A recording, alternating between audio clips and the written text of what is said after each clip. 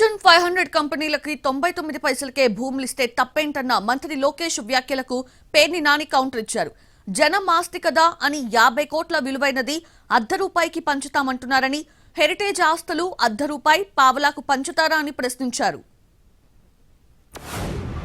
నేను ఇస్తాను fortune 500 companies అందరికీ నేను 99 పైసల్లోనే గజాని కాదు ఎకరంగా మొత్తం భూమి ఇస్తా. తప్పేంటి?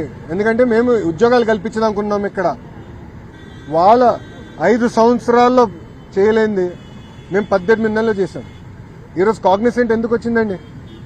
టీసీఎస్ ఎందుకు వచ్చింది? గూగుల్ ఎందుకు వచ్చింది? ఇన్సెంటివ్స్తో పాటు భూమి కూడా తక్కువ ధరతో మేము అందిస్తున్నాం కనుక వాళ్ళు కూడా పరిగెత్తుకుంటూ వస్తున్నారు. నేను ఇస్తారా భయ్, నేను 99 పైసలకేంటి ₹1 ఇస్తా అని మాట్లాడుతున్నాడు లోకేష్ నాయుడు. నారా లోకేష్ నాయుడు గారు జనం ఆస్తి కాబట్టి పంచుతాను, 50 కోట్ల ఆస్తిని ₹1 పంచి పెడతాను, ఎవడాపుతాడు నన్నని అధికార మదంతో మాట్లాడుతున్నారు కదా.